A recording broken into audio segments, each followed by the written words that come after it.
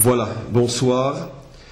On est aujourd'hui le dimanche soir 26 avril et à la sortie de Iyar.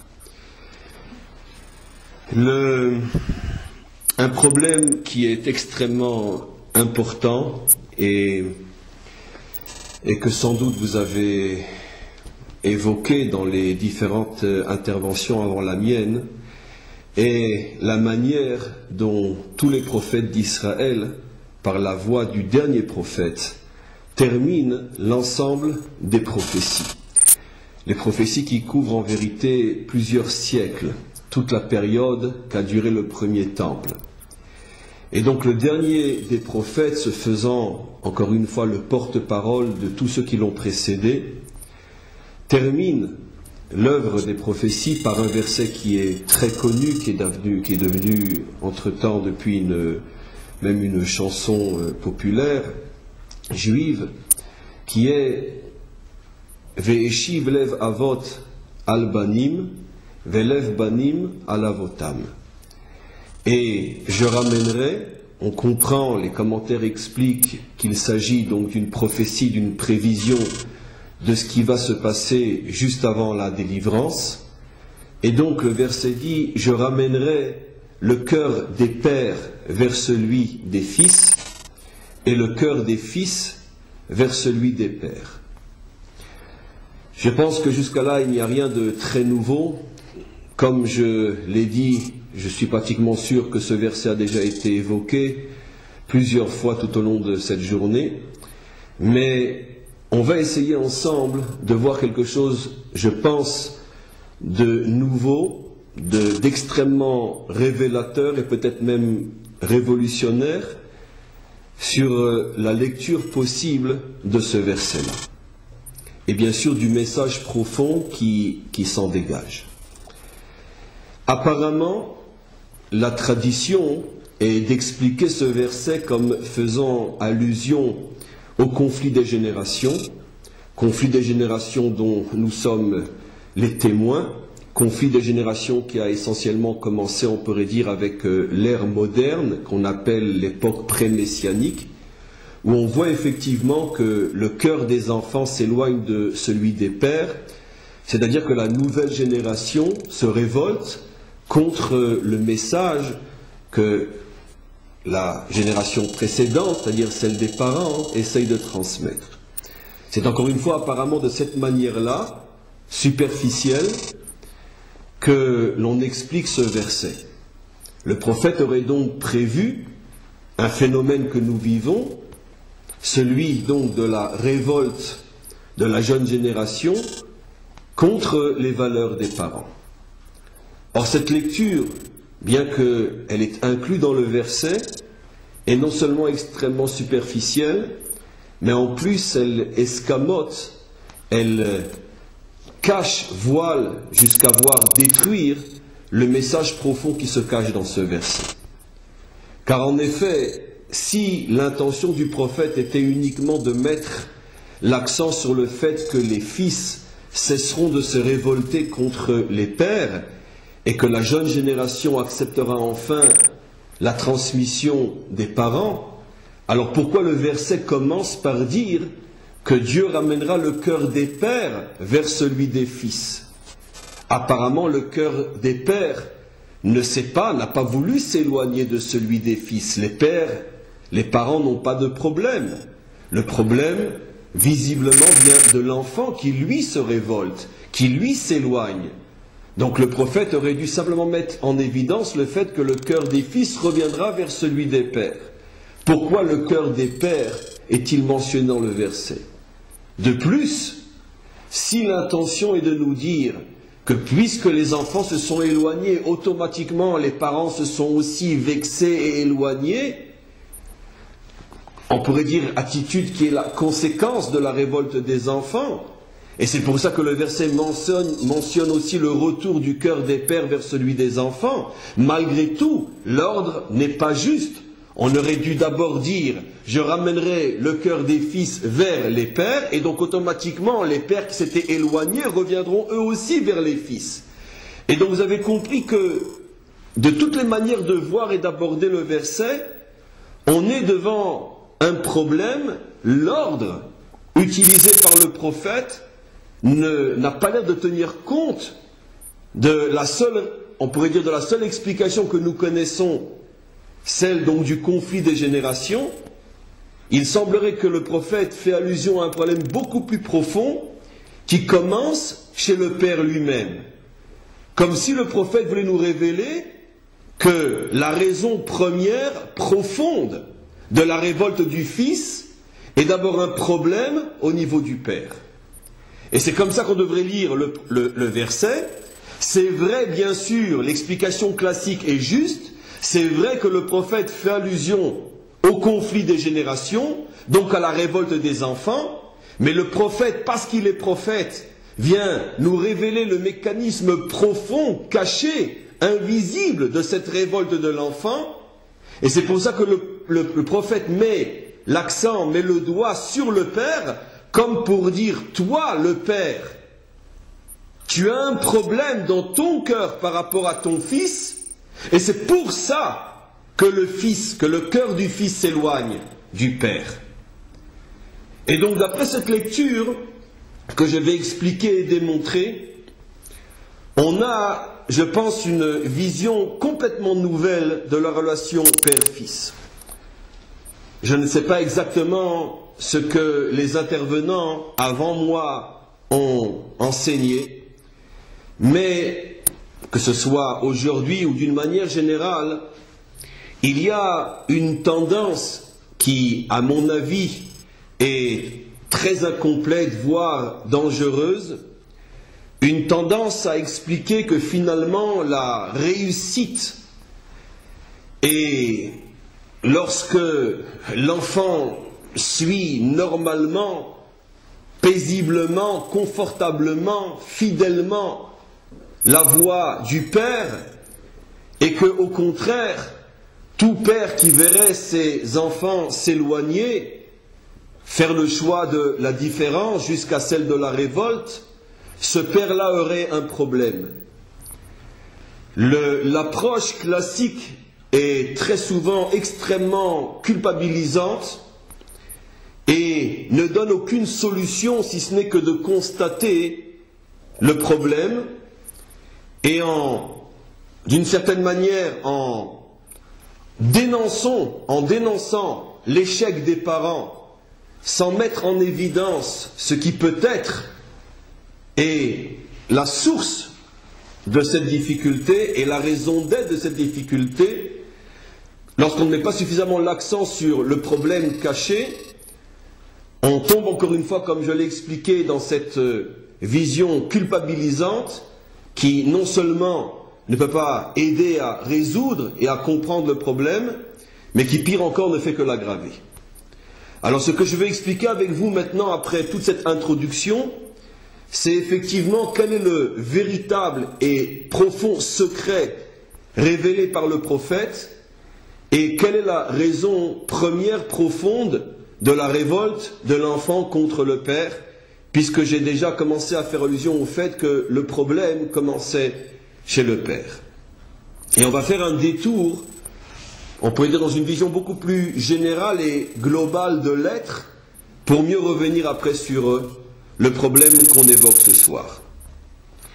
Les maîtres qui expliquent profondément le monde, l'existence et l'homme, les vrais et les plus grands psychologues de l'être, qui sont les maîtres d'Israël, et en particulier ceux qui étudient les secrets de la Torah, décrivent l'être comme une superposition de trois dimensions, de trois réalités, l'une à l'intérieur de l'autre, l'une cachée à l'intérieur de l'autre, et que le but de l'existence serait de traverser différentes étapes qui correspondent à des moments extrêmement précis, comme je vais l'expliquer, et chacune de ces étapes va permettre le dévoilement d'une autre facette profonde, cachée, de l'être qui se cache à l'intérieur de l'être. Jusqu'à ce que les trois dimensions se soient dévoilées, et à ce moment-là, on a reconstruit ou construit l'être véritable avec ces trois dimensions.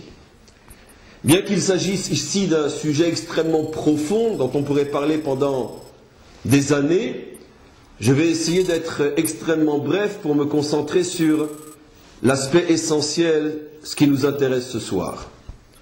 Globalement, les trois êtres se présentent de la manière suivante, qui sont la période de célibat, avant que l'homme, quand je parle de l'homme, bien sûr c'est vrai pour la femme, avant que l'homme ne se marie. À ce moment-là, ce que j'appellerais donc la dimension du célibataire, il n'a connaissance, parce que ne se dévoile à lui-même, que l'aspect le plus extérieur de son être. C'est-à-dire, cette dimension fait partie de ce qu'il est, mais n'est que la dimension extrêmement superficielle, floue. On pourrait dire il est à peu près, il est plus ou moins, mais il n'est pas encore vraiment. Au point que nos maîtres vont dire qu'un homme qui n'est pas marié n'est pas un homme, puisque selon la vision juive profonde de l'existence, tant que au moins la première porte de l'intériorité ne s'est pas ouverte, on n'a pas encore véritablement commencé à exister. Et donc tant qu'un homme est célibataire, à ce moment-là, même s'il fait tous les efforts du monde, y compris le fait d'étudier toute la Torah et même de pratiquer toutes les mitzvot, malgré tout, il ne peut pas dévoiler plus que sa situation de célibataire lui permet de dévoiler, c'est-à-dire l'extériorité de son être. C'est pour ça qu'il est obligé d'arriver à la deuxième étape, qui est celle du mariage. Le mariage va commencer à mettre en évidence, et c'est peut-être le premier véritable choc de l'existence, puisque tout d'un coup apparaît quelqu'un que je ne connaissais pas. Ce quelqu'un, c'est moi-même, un moi-même beaucoup plus vrai que le premier, et ce moi-même, ce vrai moi, va commencer à se dévoiler grâce et dans la confrontation avec l'autre, avec le zivoug, l'autre qui, parce qu'il est l'âme sœur, a la capacité, comme un pêcheur, d'aller à la pêche de cet être secret, de cet être caché qui est enfui au plus profond de moi. Et on pourrait presque dire que c'est une sorte d'accouchement. Chacun va être l'accoucheur de l'autre pour lui permettre de faire sortir cet être caché. Le problème est que comme tout accouchement, il y a des déchirures, il y a des cris, ça fait mal, c'est difficile, on regrette, selon l'expression connue des maîtres qui disent qu'une femme au moment où elle accouche, elle regrette d'être tombée enceinte. Ce sont tous les doutes lorsque les difficultés commencent dans la vie de couple. Est-ce que j'ai fait le bon choix? Est-ce que c'est bien elle? Est-ce que c'est bien lui? J'aurais mieux fait de dire non, j'aurais mieux fait de... etc. Tous ces doutes qui nous envahissent, qui sont un petit peu du type la femme qui regrette lorsqu'elle est sur le point d'accoucher. Mais c'est le prix de la vie, c'est le prix de la réussite, il faut passer par là, parce que ces douleurs, ces difficultés sont le prix à payer pour faire jaillir la vie du plus profond de soi. C'est-à-dire l'être caché que l'on méconnaissait totalement. Cet être-là nous fait peur, parce que pendant 20 ans, 25 ans, 30 ans, on s'était habitué à être autre chose, et tout d'un coup, on a peur, parce que on a peur de l'étranger, on a peur de l'autre, l'autre dérange, l'autre remet en question, on ne supporte pas l'autre. On est tous, consciemment ou non, profondément racistes. On a la haine de l'étranger en nous. Et cette haine-là s'exprime d'abord par rapport à l'étranger qui est en nous. C'est-à-dire le refus de réussir sa vie de couple. C'est une forme de racisme, dans le sens profond du terme. On pourrait écrire des monuments de psychologie sur la nature profonde des problèmes de couple, qui sont d'une autre manière l'expression du racisme dans l'homme, la haine de la différence, qui commence d'abord par la haine de soi, ne pas accepter de devenir un autre que ce que j'ai cru être pendant toutes mes années de célibat. Et c'est pour ça que d'une certaine manière, plus tard on se marie, et plus le choc sera dur, plus les difficultés seront énormes, parce qu'on se sera habitué au seul être qui est celui du célibat, et on aura du mal à accepter l'autre qui veut maintenant prendre sa place grâce au mariage. Après, que ce soit dévoiler ce deuxième être en nous, on doit passer à une étape beaucoup plus profonde, la plus douloureuse de toutes, c'est-à-dire dévoiler l'essence même de mon être, l'être essentiel, celui qui n'est plus, on pourrait dire, le masque d'un autre, car on ne peut plus aller plus loin. On arrive à la dernière étape de son être, à l'essence fondamentale, ce que je suis véritablement. Et cet être-là va commencer à se dévoiler grâce aux enfants qu'on va faire naître. L'enfant, le fils, quand je dis le fils, c'est la fille, peu importe. Le thème de cette soirée, c'est père et fils, mais tout le monde comprend que c'est mère et fille aussi, avec certaines nuances malgré tout, mais fondamentalement, ce que je dis est vrai pour tous les types de relations entre parents et enfants. Mais concentrons-nous malgré tout sur le père et fils, puisque c'est le thème de la soirée. En tous les cas, ce fils est, d'une certaine manière, la révélation, l'expression profonde de ce qu'il y a de plus profond à l'intérieur du Père. Souvent, le choc est terrible, plus dur encore, plus terrible que le choc du mariage. Pourquoi?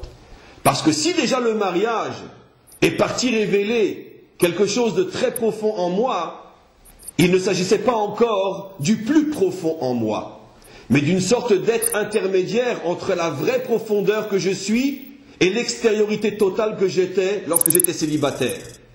Cet être intermédiaire est difficile à supporter, mais on peut s'en accommoder, car il n'est lui-même que l'intermédiaire.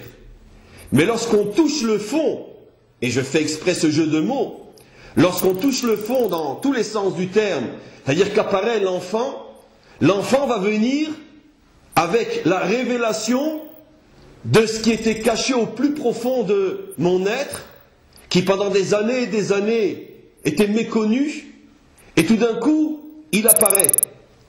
Et il va falloir s'habituer à ce nouvel être qui est en face de moi, et mon fils va jouer pour moi le rôle de miroir, il va me renvoyer l'image d'un être que je ne voulais pas connaître, j'aurais préféré ne pas connaître, et que j'ai du mal à accepter. Je dirais la chose suivante. On conçoit dans le Talmud, ce que je vais dire est vrai au niveau du couple, mais c'est on pourrait dire un modèle qui est encore plus vrai au niveau des enfants. Les maîtres du Talmud conçoivent qu'il y a deux types de zivug, deux types d'épouses. L'une qu'on appelle zivug rishon et l'autre qu'on appelle zivug sheni. Ceux qui expliquent superficiellement les choses ont l'habitude de dire premier mariage, deuxième mariage, mais les maîtres des profondeurs, les maîtres des secrets de la Torah n'expliquent pas du tout de cette manière-là.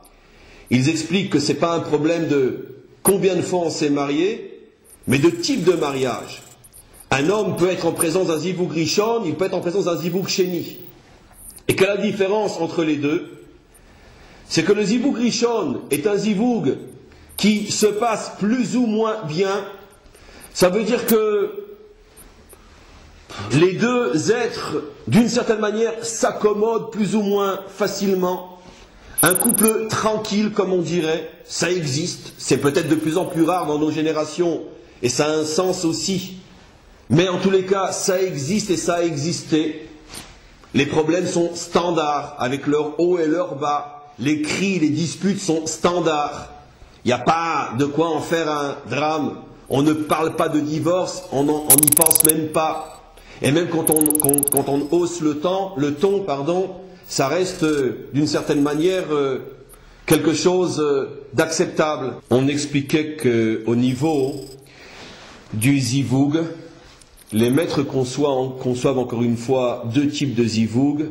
J'avais expliqué qu'il ne s'agissait pas de deux zivug dans le temps, mais deux natures fondamentalement différentes dans la relation entre un homme et une femme.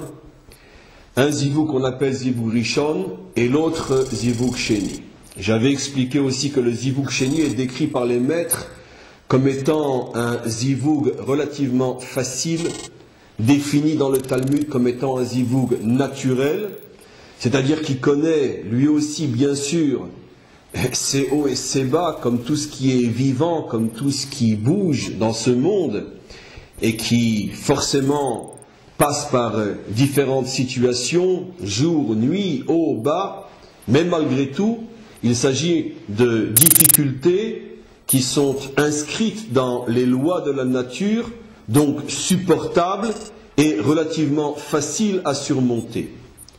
Par contre, il y a un autre type de zivoug que nos maîtres appellent zivoug sheni, sur lequel ils disent qu'il est caché qu'Ekriyat Yamsouf. C'est-à-dire qu'il est aussi difficile que l'ouverture de la mer.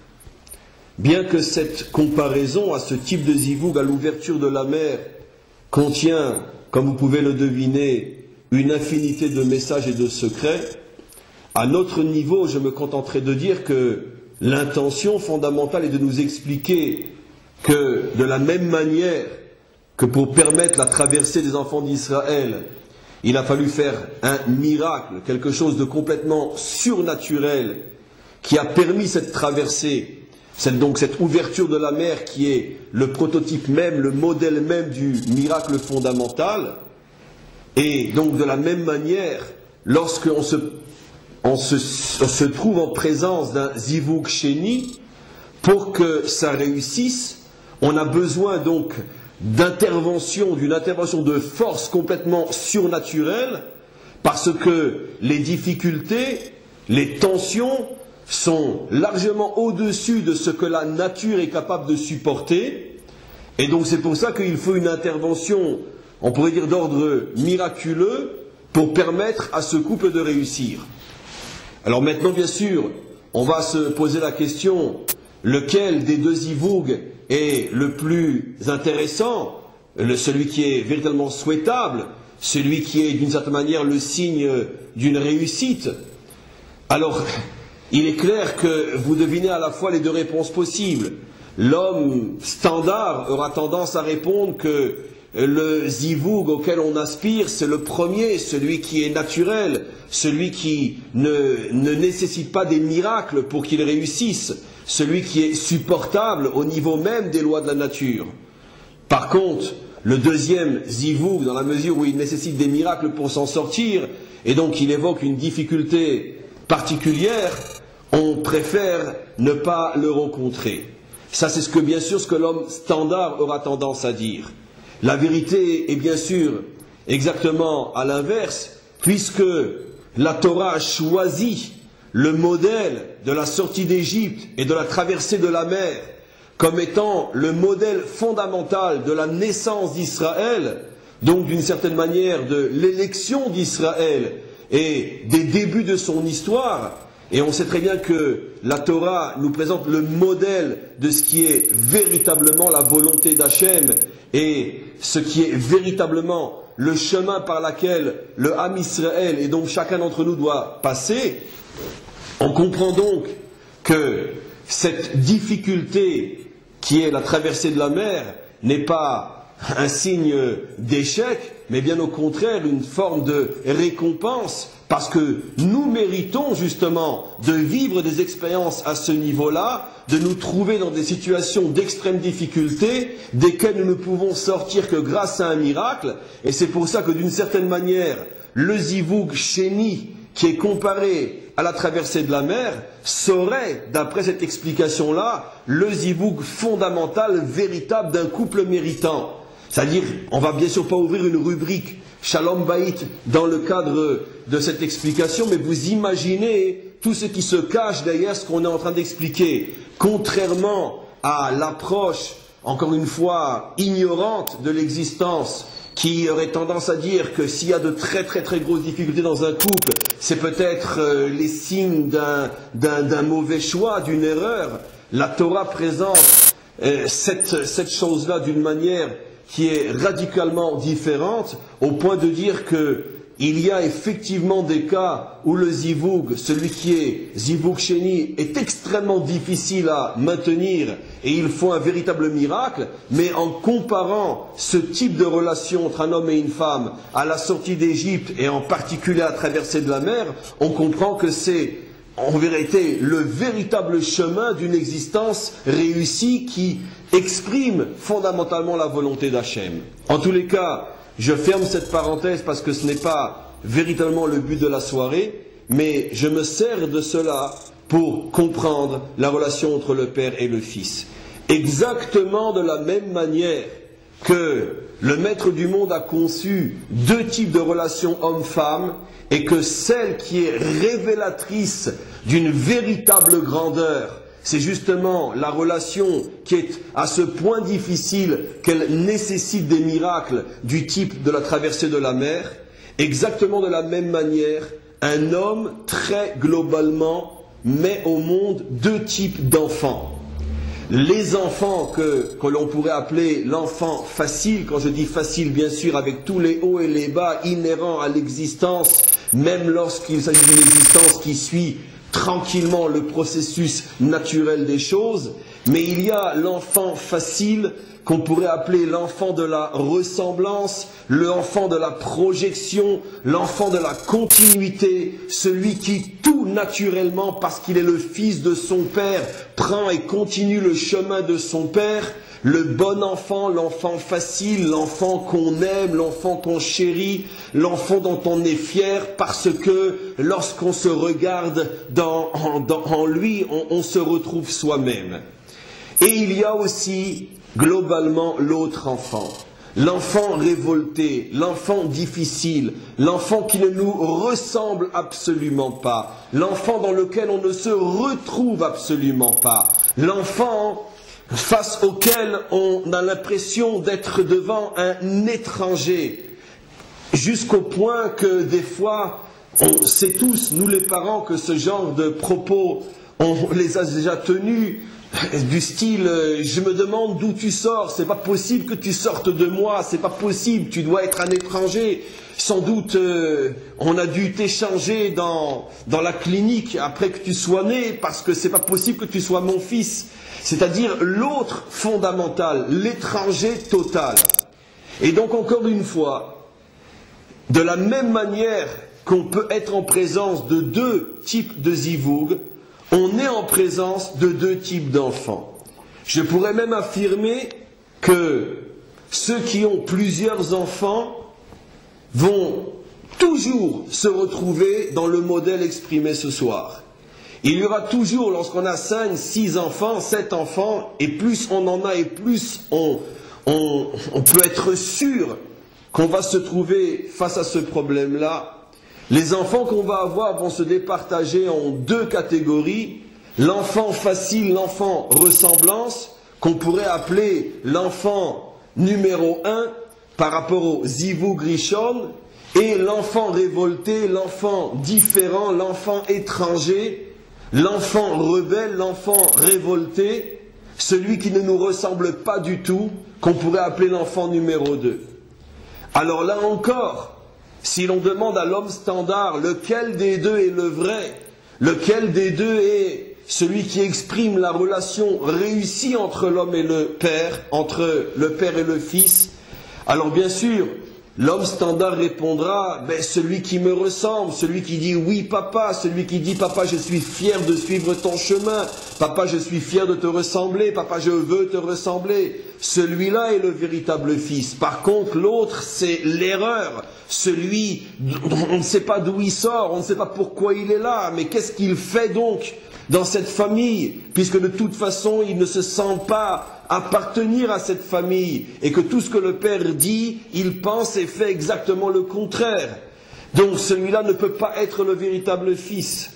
Eh bien sachez et entendez ce soir, peut-être pour la première fois, que de tous les enfants qu'un homme peut avoir, celui qui est véritablement, et plus que tous les autres, le véritable fils, c'est celui qui ne me ressemble pas, au point que je ne peux en aucun cas me retrouver en lui. Parce que celui-là révèle véritablement l'autre fondamental qui était caché à l'intérieur de moi. On doit accepter une fois pour toutes qu'au fur et à mesure que l'on rentre à l'intérieur de soi et que l'on dévoile les parties les plus profondes à l'intérieur de soi, on va découvrir au fur et à mesure un être différent qu'on ne connaissait pas et qui va nous surprendre, nous déranger et nous violenter. Et c'est pour ça que, puisque l'enfant est révélateur d'une profondeur inconnue dans le Père, automatiquement l'enfant rebelle, l'enfant difficile, est plus que tous les autres enfants le véritable révélateur de cette dimension complètement cachée, complètement méconnue, qui est à l'intérieur du Père. Et donc, c'est pour ça que le Père est choqué, parce que face à son enfant, il découvre quelque chose qu'il ignorait complètement et qu'il n'accepte pas. Et d'une certaine manière, la difficulté à accepter cet enfant, c'est d'une autre manière la difficulté à s'accepter soi-même et à accepter qu'après 20 ans, 30 ans, 40 ans, 50 ans, on prenne conscience qu'on ne se connaissait absolument pas et que cet autre en face de moi qui me dérange véritablement ne fait que mettre en évidence quelque chose qui était en moi mais qui attendait cette naissance pour apparaître. Et donc, on prend conscience de quelque chose d'extraordinaire. Le discours culpabilisant de ce père qui a échoué parce qu'il a un enfant qui ne lui ressemble pas, qui ne suit pas son chemin, ce discours, à part le danger on pourrait dire de l'approche culpabilisante qui ne va non seulement rien arranger, mais détruire plus encore, cette approche est terrible parce qu'elle l'empêche de mettre le doigt sur le message essentiel et peut-être le plus profond en matière d'éducation. Tu n'es pas un père pour mettre au monde ceux qui vont te ressembler, continuer ce que tu as commencé. Tu es un père pour te mesurer à la difficulté de la présence de l'autre, le fondamentalement autre, qui va remettre en question tout ce que tu es et qui va t'apprendre que tu n'es pas le seul sur terre et qu'il existe un autre. L'enfant fondamental, l'enfant véritable est l'autre par excellence. De tous les autres que l'on peut rencontrer dans sa vie, le seul autre véritable, parce que c'est le seul qui me dérange au plus profond de moi-même, le seul autre véritable est l'enfant rebelle. Parce que lorsque je croise dans la rue X et Y qui sont autres, c'est-à-dire qui sont différents, et qui ne pensent pas comme moi, qui ne parlent pas comme moi, qui ne vivent pas comme moi, et même plus, qui se battent contre ce que je suis et ce que je représente, malgré tout, je ne suis pas encore en présence de l'autre fondamental. Pourquoi? Parce que de toute façon, il n'est pas issu de moi, il n'est pas moi, il est un autre. Donc automatiquement, c'est normal, je peux comprendre, accepter, même si ça me dérange, je peux accepter qu'il soit différent de moi, puisque dans sa nature, il est un autre. Mais quand, du plus profond de mes entrailles, jaillit quelque chose qui est une partie de moi-même, qui est, on pourrait dire, une partie de mon essence. Comment je peux accepter qu'il soit un étranger à mes propres yeux? Comment je peux accepter qu'il me dise en face, tu n'es pas mon père, j'ai honte d'être ton fils? Ce n'est plus compréhensible, puisqu'il est censé être ma continuité, venant de moi, étant une partie de moi-même. Et donc la seule possibilité d'accepter ce choc est d'accepter l'existence d'une différence fondamentale, c'est-à-dire que je prends conscience grâce à cet enfant que, on pourrait dire, l'essence même de la vie est la dualité et que nul n'est un modèle absolu et que du plus profond de moi-même puisse sortir un modèle qui me remet complètement en cause. Et c'est en ce sens que j'apprends à relativiser ce que je suis, c'est en ce sens que j'apprends, on pourrait dire, la véritable leçon d'humilité, et c'est en ce sens que je prends conscience finalement que l'humain n'est qu'une partie de vérité et qu'aucun être humain ne peut être une vérité absolue, en ce sens que on pourrait dire des profondeurs de ses entrailles, d'une partie de son essence, puisse jaillir quelque chose qui le remet complètement en cause et qui prouve donc bien qu'aucun homme ne peut prétendre à un modèle absolu. Et donc, si je le comprends, tout de suite ma relation change face à cet enfant. Je comprends qu'il n'est pas là pour me faire du mal, je comprends qu'il n'est pas là pour me détruire, mais je comprends qu'il est là pour m'aider à comprendre le message essentiel de l'existence, que la vérité absolue ne se trouve qu'au niveau de Dieu. Hashem Elokeinu, Hashem Echad. Cette remise en cause du Fils, du Père par le Fils, est d'une certaine manière la leçon la plus grande qu'un homme puisse recevoir sur terre de l'extrême fragilité du modèle humain et de l'extrême, on pourrait dire, absolu du modèle divin. Il n'y a que lui qui est absolu. En dehors de lui, il n'y a que du relatif. Et peut-être que plus un homme se croit lui aussi pour un absolu, plus il va avoir la mauvaise surprise du fils rebelle, du fils qui le remet complètement en cause et qui lui dit « Père, attention, de tes propres entrailles a jailli le modèle qui te remet en cause, ce qui prouve que toi-même, tu n'es pas ce que tu crois, et toi-même tu vis dans cette dualité dont je représente une facette. » On comprend maintenant que tout commence à cause de la difficulté qu'a le père d'accepter la différence incarnée par l'enfant. Et c'est sur ça, sur ce problème-là, que le prophète met le doigt. Parler du conflit de génération, on n'a pas besoin d'un prophète pour ça.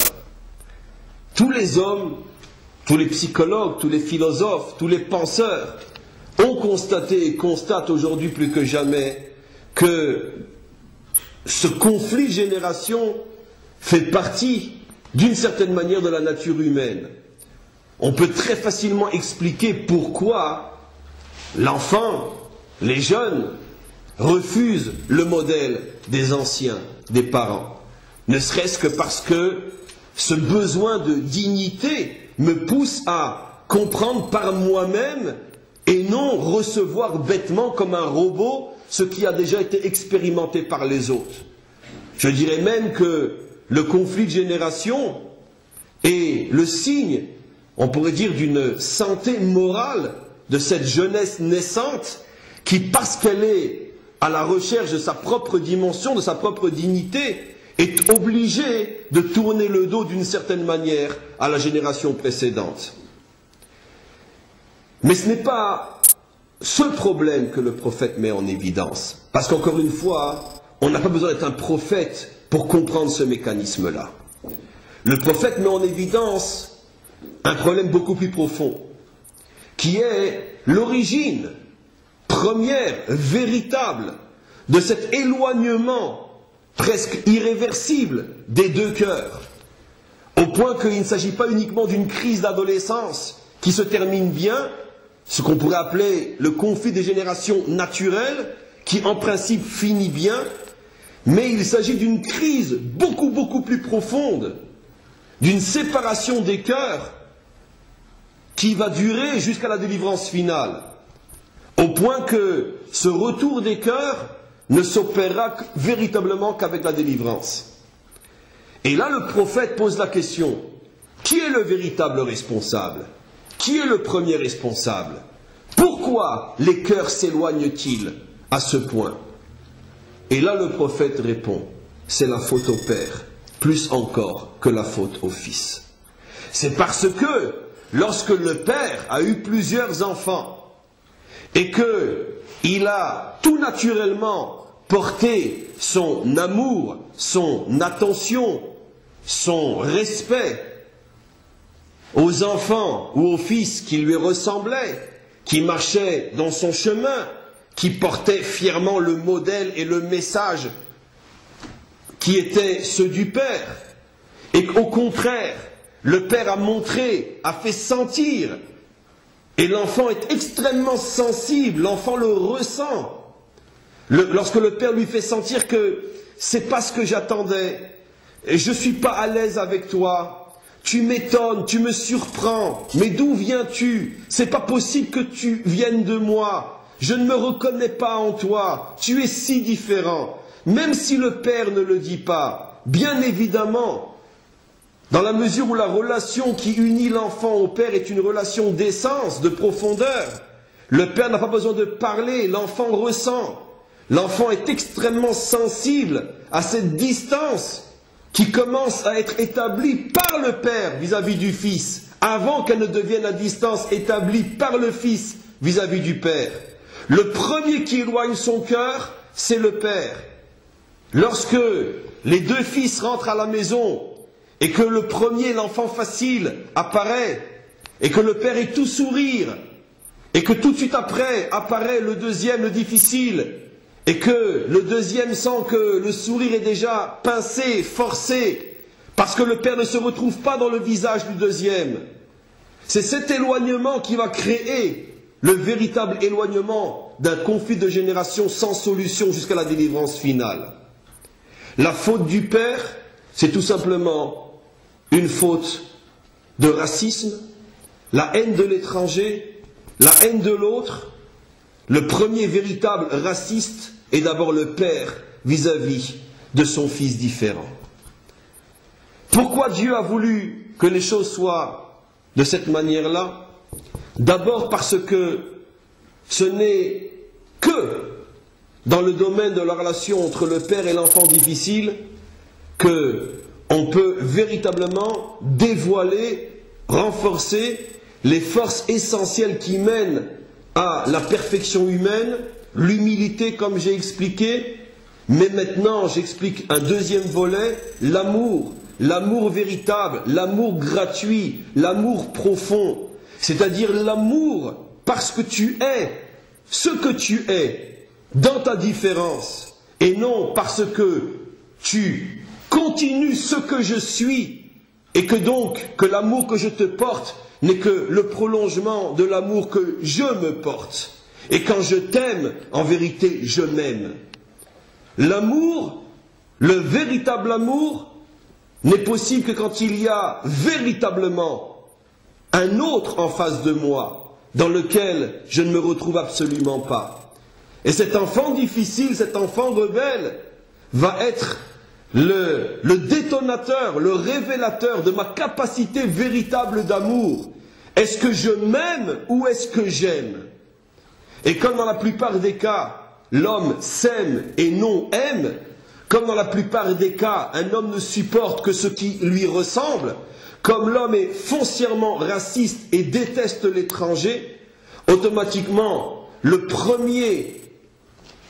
première personne qui va supporter le racisme du père, c'est le fils différent lui-même. Je sais que j'emploie des mots extrêmement forts.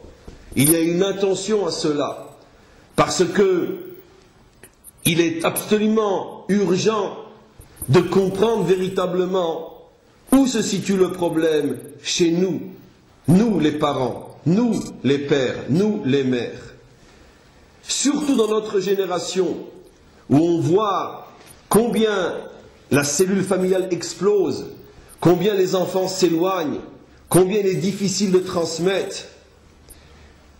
Aujourd'hui, plus que jamais, la famille, la cellule familiale, la famille juive est en danger, alors qu'elle est arrivée plus ou moins à traverser l'histoire, à traverser tous les dangers, toutes les persécutions. La cellule, la famille juive a toujours été le noyau dur, indestructible. C'est ce qui d'ailleurs nous a permis de traverser l'histoire, malgré les coups, malgré les souffrances. Aujourd'hui, on voit que cet atome fondamental est fissuré, et toute fissure d'atome déclenche une explosion terrible qui détruit tout sur son passage.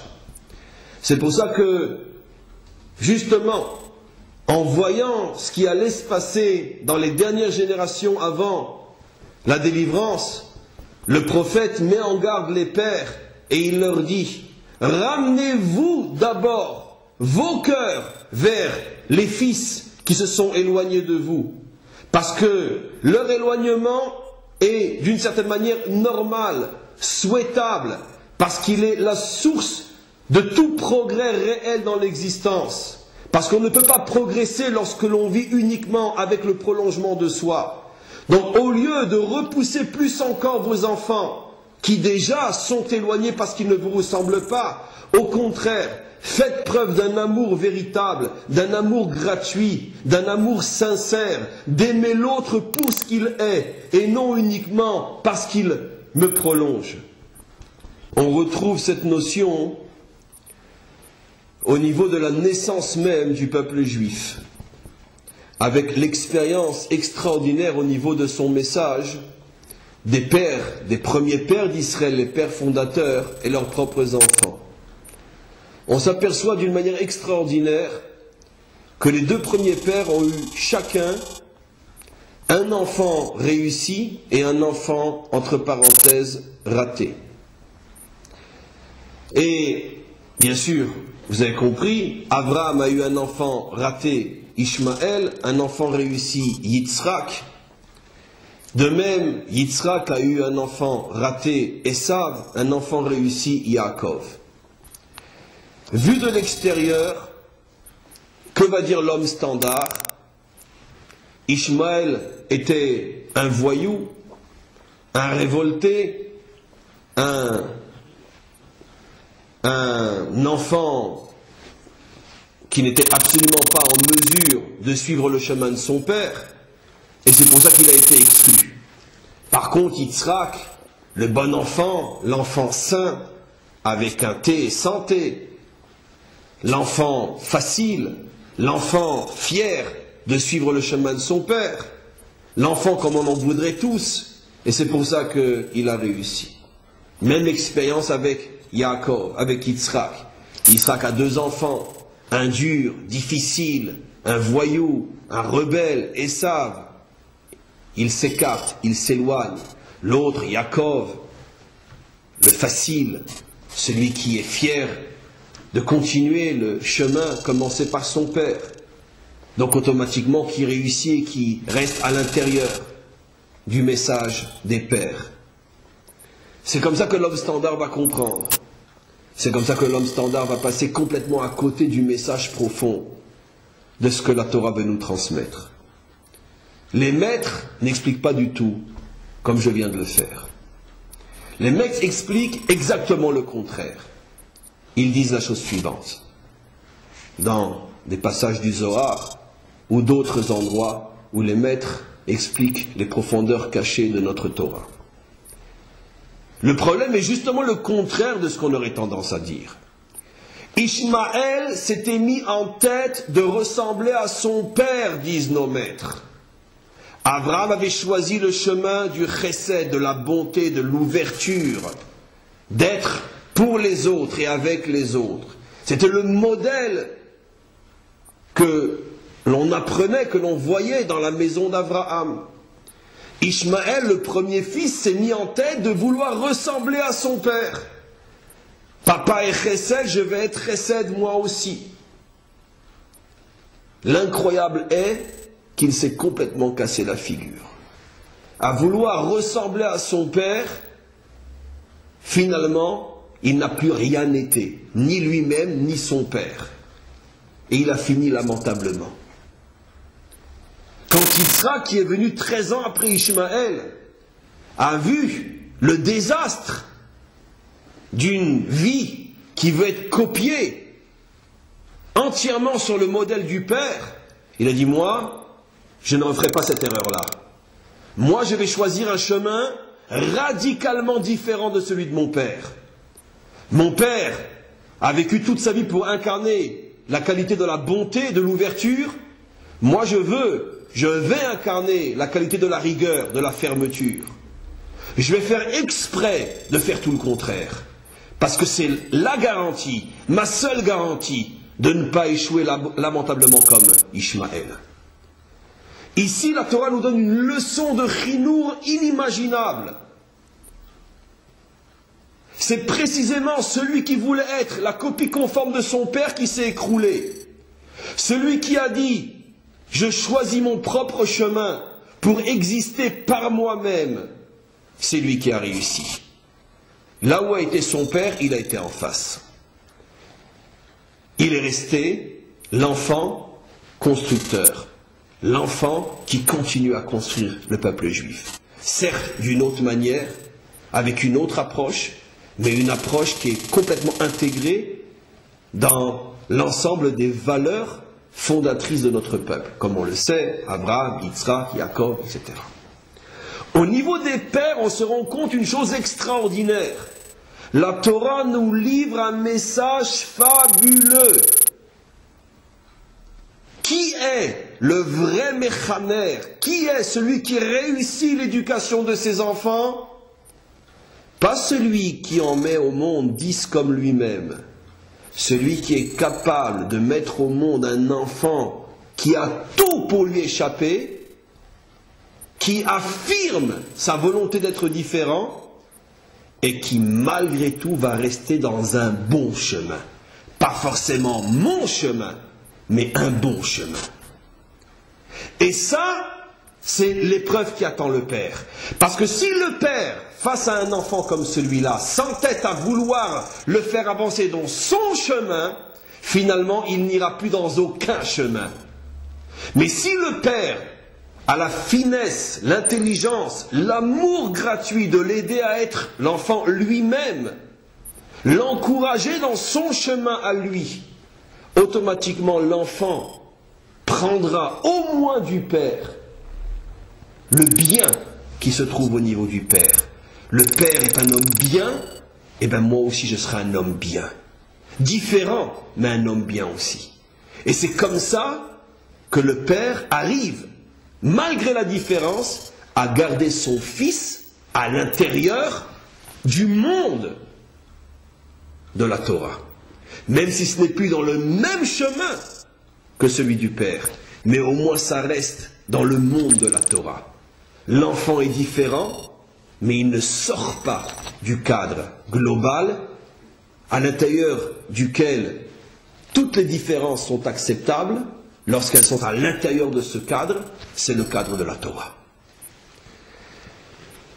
Exactement de la même manière, ce problème va se reproduire avec Esav et Yaakov. Qu'est-ce que nous avons dit? Esav est le petit voyou, Yaakov c'est le bon enfant. Nos maîtres disent exactement le contraire. Esav a lamentablement échoué parce qu'il a voulu ressembler à son père. Esav a vu son père Yitzhak qui incarnait l'attribut de la rigueur, de la sévérité, de la dureté. Il a dit, moi, ce modèle me plaît. Je veux être la copie conforme de mon père. D'où on le sait. Nos maîtres disent, jamais un homme n'a respecté son père autant que Esav respectait Yitzhak. Ce respect qui est d'une certaine manière l'adhésion au modèle était tellement puissant que malgré toute la grandeur de Yaakov, Yaakov avait peur de se battre contre son frère Esav parce que Yaakov se disait, le mérite de mon frère, du respect qu'il a de papa est tellement grand que j'ai peur que ce seul mérite puisse contrebalancer tous les miens. Du témoignage de Yaakov sur son frère Esav, on comprend quelle était la grandeur de l'adhésion, de l'annulation totale de Esav à son père Yitzhak. Et malgré tout, ça ne l'a pas empêché d'échouer lamentablement. Pourquoi? Parce que la Torah nous apprend, on pourrait dire presque nous hurle ce message essentiel de la vie. Le bon éducateur n'est pas celui qui projette son modèle sur l'enfant. Et pour bien nous faire comprendre que ce n'est pas comme ça que ça doit nécessairement fonctionner, la Torah nous a montré à 2 reprises que lorsqu'un père a voulu s'auto-photocopier sur son fils, le fils est devenu une abomination. Et là où le père est resté distant, là où le père a accepté de gérer l'enfant tel qu'il est lui et non tel que je voudrais que tu sois, c'est comme ça que l'enfant est sorti une merveille. Alors bien sûr, au niveau des pères fondateurs, comme toujours dans la Torah, le modèle de la vérité est mis en évidence d'une manière claire lorsqu'on a un minimum de clés pour le comprendre. Après, dans l'histoire, c'est beaucoup plus flou, mais le message reste vrai. Malheureusement, lorsque on n'est plus en possession de ses clés, on recommence la faute traditionnelle de l'homme standard qui comprend tout de travers et qui donc ne comprend rien. Pour conclure, ce que j'ai essayé d'expliquer ce soir, en précisant que bien sûr, je n'ai fait que révéler une goutte de l'océan de cette sagesse infiniment profonde qui est l'éducation et la relation entre le Père et le Fils, c'est la goutte que j'ai choisie, et bien sûr qui ne peut en aucun cas être la réponse à tous les problèmes de l'éducation, mais j'ai essayé de choisir peut-être un aspect qui, à mon sens, est le plus essentiel et en même temps le moins connu en matière d'éducation. Le message final est le suivant.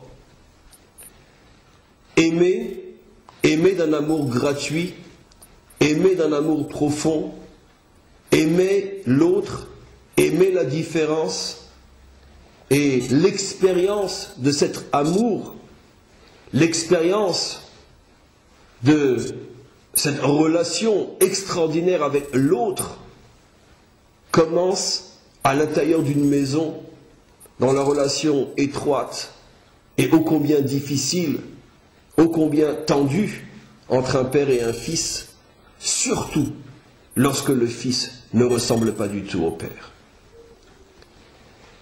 Et donc, effectivement, c'est à nous, les parents, de ramener en premier lieu notre cœur vers celui de nos enfants. Combien peut-être dans cette salle, combien parmi nous, combien dans notre monde juif ont des enfants qui se sont véritablement éloignés du chemin qu'on leur avait montré. Combien c'est dur pour nous. On se sent trahi, on se sent poignardé dans le dos. On se dit, mais j'ai tout fait, j'ai tout donné, j'ai véritablement voulu le meilleur pour cet enfant. Pourquoi m'a-t-il trahi? Pourquoi se comporte-t-il comme ça? Il a reçu la même éducation que ses frères, ses sœurs. Regarde comment sont sortis les autres. Pourquoi lui? Donc, il y a quelque chose qui ne va pas. Et on cherche le problème partout, là où il est sauf là où il est véritablement. J'affirme, dans le message que je vous transmets ce soir, que très souvent, je ne dis pas à chaque fois, car il n'y a que Dieu qui peut dire des choses qui sont absolument vraies, dès que l'homme parle, il y a toujours énormément de nuances à apporter à ce qu'il dit, donc à mes propos bien sûr, mais généralement je dis que le problème n'est pas dû au fait qu'il était différent, parce qu'il n'a pas choisi d'être différent, il est né avec cette différence. Mais sache que cette différence n'est que l'expression d'une partie de toi-même. Et donc, si tu avais su l'aimer, si tu avais su lui faire sentir que tu l'aimes, non seulement autant que les autres qui te ressemblent, mais peut-être plus encore, parce que c'est lui qui va t'aider à atteindre ta perfection et non ceux qui te ressemblent. Si tu avais compris, si tu avais été capable de lui faire sentir qu'il est le moteur de ta réussite et peut-être la seule véritable et unique raison de ta présence sur terre pour atteindre cette perfection grâce à lui, tu lui aurais fait sentir un tel amour que malgré sa différence, il serait devenu ta fierté et ta lumière. Alors bien sûr, et qu'est-ce qu'on fait si on a commis cette erreur de lui faire sentir malgré nous qu'on n'arrivait pas à l'aimer d'un amour gratuit parce que tellement c'était dur pour nous? Qu'est-ce qu'on peut faire? Il a maintenant l'âge qu'il a, il est peut-être marié, il a des enfants. La distance entre lui et nous est tellement grande, qu'est-ce qu'on peut faire? Tout simplement, teshuva. De la même manière qu'un homme même s'il a mangé non cachère pendant 30 ans, 40 ans, il a profané Shabbat pendant 30 ans, 40 ans, tout le monde sait, tout le monde conçoit, c'est devenu presque, on pourrait dire, une évidence aujourd'hui, qu'on peut faire teshuva, tout réparer, remettre les compteurs à zéro, et en plus, selon l'enseignement de nos maîtres, arriver là-haut et recevoir, entre parenthèses, une récompense, non seulement pour toutes les mitzvot qu'on a commencé à faire à l'âge de 40 ans, mais aussi pour toutes les fautes transformées en mitzvot grâce au fait qu'on a fait une véritable teshuva. C'est-à-dire que la teshuva, non seulement nous permet de repartir à zéro, et il n'est jamais trop tard, mais elle transforme même le mal passé en bien présent. Si c'est vrai pour nous, c'est vrai aussi, et peut-être plus que partout ailleurs, dans la relation entre un père et un fils. Même quand le fils a déjà 30 ans, on peut encore faire teshuva et lui montrer un débordement d'amour véritable, de compréhension. Et dès que l'enfant va recevoir et ressentir cet amour, automatiquement, comme le prophète le promet, lorsque l'enfant voit le cœur de son père qui revient vers lui, alors automatiquement, le prophète nous a promis que quelle que soit la puissance et la grandeur de l'éloignement, le cœur du fils reviendra aussi vers le père. Si ceci est vrai, lorsque l'éloignement est un éloignement qui dure depuis des années, et que l'enfant a grandi, et qu'il s'est lui-même installé dans la vie, et malgré tout, on peut tout réparer par une teshuva profonde, par un amour gratuit. À combien plus forte raison que ce message est une véritable urgence lorsque l'enfant est encore jeune, en pleine crise d'adolescence, et que là, véritablement, le père marche sur un champ de mine, et que le moindre faux pas, son fils va lui exploser à la figure. À ce moment-là, parce que justement, il n'est pas encore trop tard, on n'a pas encore vraiment besoin de faire teshuva. Il suffit tout simplement d'être intelligent, d'avoir la véritable et profonde intelligence juive telle qu'elle est expliquée par nos maîtres. Et témoigner à cet enfant difficile, beaucoup plus qu'aux autres encore, cet amour dont il a tellement besoin. Parce que cet amour est son seul point de repère. Ou dit d'une autre manière, cet amour est la seule attache qui lui reste avec son père, puisque le modèle de son père n'est pas le sien. Le tempérament de son père n'est pas le sien. Ce que son père veut, il ne le veut pas. Ce que lui, il veut, le père ne le veut pas. Alors, comment faire en sorte que le lien ne soit pas complètement rompu? L'enfant a besoin d'amour. Il a besoin de sentir qu'on l'aime parce qu'il est ce qu'il est, pour ce qu'il est, et qu'on lui fait confiance.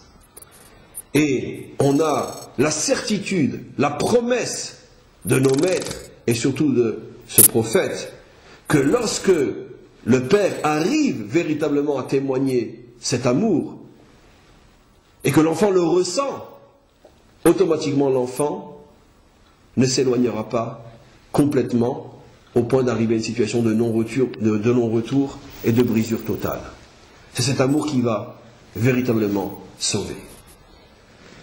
Je terminerai véritablement en disant que on comprend pourquoi l'ensemble de toutes les prophéties d'Israël terminent par ce verset, alors qu'apparemment celui qui a parcouru les livres des prophètes est en droit de se poser une question évidente. Pourquoi c'est ce problème-là qui est traité à la fin de toutes les prophéties? Effectivement, lorsqu'on lit tous les prophètes, on ne voit pratiquement jamais une allusion au problème d'éducation. Les prophètes parlent de tous les problèmes sauf de celui-là. Ils parlent de l'idolâtrie d'Israël, de la violence d'Israël, de la débauche d'Israël, de tout ce que vous voulez, des fautes plus ou moins classiques dont parle aussi le Talmud. Mais jamais on voit que les prophètes s'arrêtent sur le problème d'éducation. Alors, comment on sait que ce qui termine une œuvre est d'une certaine manière la couronne, l'apogée, le condensé de tout ce qui a été dit, Puisque jamais les prophètes n'ont parlé d'éducation, comment se fait-il que toutes les prophéties se terminent par un message qui apparemment n'a rien à voir avec tout ce qui a été dit pendant des siècles? La réponse est évidente. Effectivement, pendant des siècles, les prophètes ont parlé de tous les problèmes que traversait ou qu'allait traverser le peuple juif. Mais le dernier verset vient nous révéler quelle est l'origine profonde de tous ces problèmes. Si vous voulez savoir, disent les prophètes, pourquoi le peuple juif sombre dans la révolte, pourquoi il sombre dans l'idolâtrie, dans la débauche, dans le meurtre, dans le vol, comment est-il possible que le Ham Israël sombre dans ces fautes-là? La réponse est, tout a commencé le jour où un enfant a senti que son père ne l'aimait pas parce qu'il était différent et ne voulait absolument pas ressembler à son père. C'est ce jour-là que le Ham Israël a commencé à s'éloigner. Parce que c'est quoi le Ham Israël? C'est un fils et encore un fils et encore un fils et encore un fils et encore un fils qui vont former un peuple. Et si chaque fils quitte la maison de son père dans un esprit de révolte, dans un esprit de déception, d'être mal aimé, automatiquement, tous ces fils-là vont construire une génération de révoltés. Et de la révolte contre le Père découlera la révolte contre Dieu et contre sa Torah. D'où la responsabilité inimaginable de nous, les parents, face à nos enfants. Encore une fois, comme je l'ai expliqué, il n'y a jamais de situation de non-retour. En davar omed mipnei teshuva. Rien ne tient devant la teshuva. Tout peut être réparé, transformé, sublimé. Mais ça ne dépend que de nous. De comprendre, de réfléchir, d'intégrer le message qui a été transmis ce soir, et que chacun, par rapport à sa propre expérience, par rapport à ses propres enfants difficiles, par rapport à ceux qui sont encore à la maison et ceux qui sont déjà partis, savoir que le premier pas doit être fait par le Père. Lorsque mon cœur revient vers mon fils, alors mon fils revient vers mon Père, vers le Père. Lorsque moi, le Père, je cesse de haïr celui qui ne me ressemble pas, automatiquement, le Fils revient vers le Père, et de ce retour du Fils vers le Père, c'est le retour de tous les hommes vers l'homme, c'est le retour des peuples vers Israël, le retour d'Israël vers son Créateur, le retour de l'humanité tout entière vers le Maître du monde. Et c'est pour ça que du retour des deux cœurs dépend le retour de tous les cœurs, dépend le retour de tous les hommes vers le Maître du monde. Amen v'chen yeh ratzon. Comme il est déjà très tard, vu la panne qu'il y a eu, je répondrai juste à une question qui m'est adressée parmi quelques autres. Comment peut-on être un modèle pour son fils quand on n'a pas eu soi-même de père? La question, je pense la comprendre, mais elle est, avec tout le respect, mal exprimée. Parce que non seulement on peut bien sûr réussir l'éducation de ses enfants lorsqu'on n'a pas eu de père, mais on peut aussi réussir l'éducation de ses propres enfants, même lorsqu'on a eu un père qui était pour nous un très très très mauvais modèle. Un père alcoolique, un père violent, un père tout ce que vous voulez. C'est clair que l'éducation de mon enfant ne dépend absolument pas de celle que j'ai reçue ou pas reçue, si je n'ai pas eu de père. Parce qu'en vérité, vous avez compris, et c'est peut-être une question tout à fait providentielle, que l'éducation n'est absolument pas la répétition de mécanismes reçus. Je viens pendant plus d'une heure d'expliquer exactement le contraire. L'éducation, c'est pas j'ai reçu le modèle de mon père que je transmets maintenant à mon fils. L'éducation, c'est tout sauf ça. L'éducation, c'est cette sagesse qui me permet d'aider l'autre à réussir à être ce qu'il veut être. Parce que quand j'aide l'autre à réussir à être ce qu'il veut être, il sera forcément bien dans ce qu'il sera. Parce que fondamentalement, tout juif porte en lui la volonté d'être bien et de faire le bien. Et lorsqu'un juif sort mal, c'est parce qu'on ne l'a pas aidé à atteindre ce qu'il voulait atteindre. Et donc, comme une plante qui a poussé tordue, il fera des choses tordues. Donc, je ne cherche pas à copier sur mon fils le modèle que j'ai reçu de mon père. Parce que c'est pas ça l'éducation. Je cherche tout simplement à donner à mon fils ce qu'il a besoin pour être ce qu'il doit être. Et ce n'est pas le modèle de mon père qui va m'aider. Bien au contraire. L'éducation photocopie est la plus dangereuse de toutes.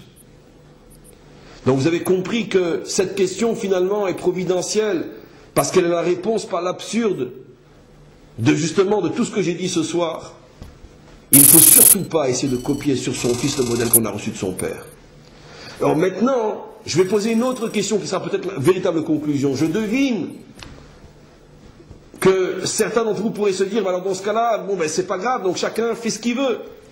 Donc moi je suis religieux Torah, mon fils va être zen, un autre va être catholique, un quatrième va être hippie, et puis tout ce que vous voulez. Je m'excuse de poser cette question idiote à haute voix, mais vous avez bien sûr tous compris que j'ai déjà répondu à cette question, et que bien sûr il ne s'agit pas de ça.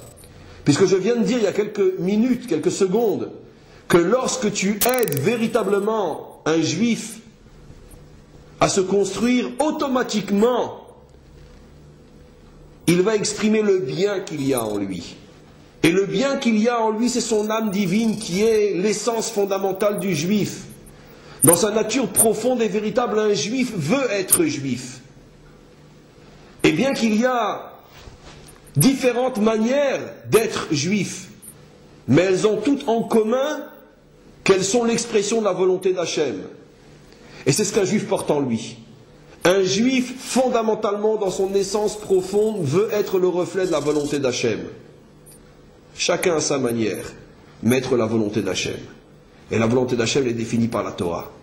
Ce qui veut dire que, fondamentalement, tout juif veut être inscrit dans le livre de la vie. Et si on voit des juifs qui se sont éloignés, qui sont sortis du livre de la vie, c'est tout simplement parce qu'on n'a pas su les aider à exprimer l'essence véritable qui était en eux. Soit parce qu'ils n'ont pas eu du tout d'éducation, c'est le cas aujourd'hui du phénomène de l'assimilation, ou soit parce que le père a voulu imposer un modèle, un chemin à l'intérieur de ce grand tout qui est la Torah, un chemin à son fils, et que ce chemin ne correspondait pas du tout à ce que le fils avait besoin pour se construire lui-même. Donc il n'y a pas d'inquiétude. La conclusion du cours de ce soir n'est pas, on pourrait dire, une porte ouverte à du n'importe quoi. Puisque le cours de ce soir se fonde sur, on pourrait dire, un axiome fondamental de base qui est l'un des piliers de la foi d'Israël. C'est-à-dire que la nature véritable, essentielle du juif est d'être inscrit dans le livre de la vie. Un juif, fondamentalement, ne veut pas être à l'extérieur de ce livre-là. Donc il n'y a pas lieu de craindre que le fait d'être à l'écoute de ce que l'enfant veut, même si ça ne correspond pas exactement à ce que moi j'aurais voulu, il n'y a pas lieu de craindre que tout d'un coup l'enfant va vouloir quelque chose qui ne correspond pas du tout à l'esprit global de l'identité d'Israël. Puisqu'encore une fois, je dois faire confiance aux maîtres du monde, je dois faire confiance en nos maîtres qui nous ont promis que dans chaque juif se trouvait une âme divine qui est porteuse d'une volonté réelle de vivre en relation avec la volonté d'Hachem. Je dois faire confiance en cette âme qui est présente dans mon fils et simplement me dire que ce que cette âme a besoin, c'est de l'aider à s'exprimer à l'intérieur de mon fils, et automatiquement elle prendra le dessus et elle fera faire à mon fils tout ce qui correspond à la volonté d'Hachem. Même si ça n'est pas toujours ce que moi j'aurais voulu selon mes affinités, selon mon tempérament, etc. Et c'est à ce moment-là que véritablement on construit ce peuple avec toutes ces nuances, toutes ces facettes, toutes ces couleurs, peut-être d'une manière providentielle. On est ce soir, d'ailleurs toute la semaine, dans la tribu de Tiferet, Tiferet, qui est justement l'attribut de la synthèse, de la réunion de toutes les nuances, de toutes les couleurs, de tous les opposés. C'est ce qui fait cette beauté. Tiferet signifie noblesse, beauté, magnificence. Cette beauté justement de cet assemblage de différences de couleurs. Et c'est ça ce qui fait véritablement la couronne et la grandeur du peuple juif. Je vous souhaite à tous et à toutes une très bonne fin de soirée, en espérant que Bezrat Hashem, que ce verset ne soit plus uniquement une promesse faite par les prophètes, mais qu'on voit encore aujourd'hui, avant le lever du jour, qu'on voit encore dans les instants qui vont suivre la réalisation de cette promesse, puisque cette promesse est le signe qui ouvrira les portes de la délivrance, et que tous ensemble on puisse voir et assister à la reconstruction des cœurs, au retour des pères vers leurs fils et des fils vers leurs pères. Amen. V'chen Yiratzon.